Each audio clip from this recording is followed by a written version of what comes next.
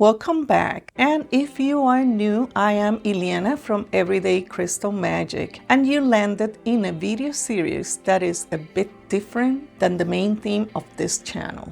This is episode 2 of the series, Why I Love Sci-Fi and How it Shifted My Beliefs. It does tie into energy healing.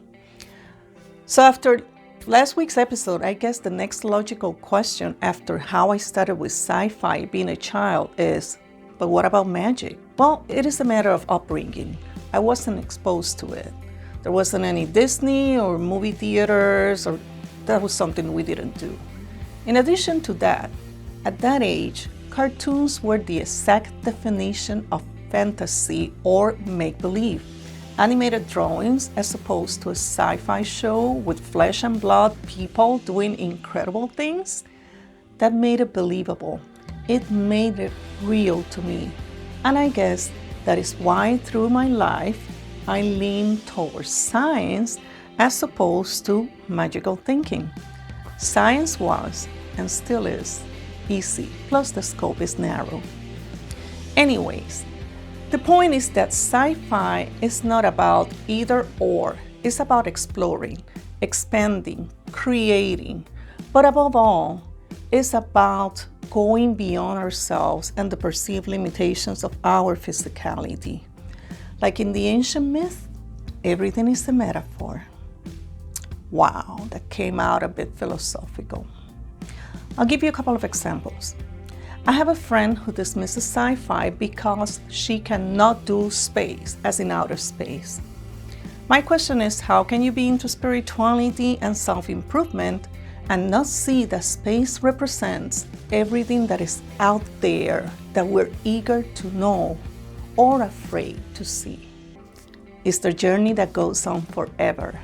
Many times, it can be the journey to the place to call home, whether that is a new home to replace the lost one or the ancestral home, the place where we came from. How about the journey into self? Facilitated by the construct of alternate realities or time travel, so it's easy. Let's start with a fun, cute one because you can find situations like this in sci-fi too. Remember that Doctor Who episode, New Earth?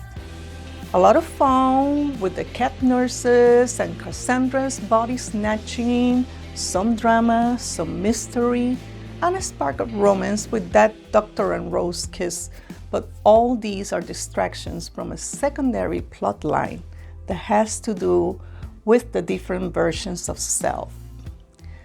So the way it goes is, in a desperate attempt to stay alive, the lady Cassandra jumps into her servant's body, which is failing. So this is it, she's dying. The doctor takes her to the last night she heard she was beautiful, and Cassandra gets to see herself one last time in all the glamour and beauty she had once, only to collapse and die in the arms of that generous, glamorous woman who didn't get to know that she was hugging and comforting herself. Here's another one from Stargate Atlantis, where Dr. Elizabeth Weir, she was the commander of that mission, finds her 10,000-year-old body in stasis in a place where she just arrived in, and she doesn't have a lot of time to catch up with herself, like how has it been in the last few thousand years, because she is dying. What will be the few important words you can say and listen to? How will you comfort and help ease yourself into dying? A bit dense, right? Something to think of in the upcoming month of love, romantic love. Take a few minutes to do a check on self-love and let me know. As always, don't forget to like and subscribe and check the links below for freebies and crystal classes. Do tell me how you like this series and ask any questions. Thanks for watching, and until next time.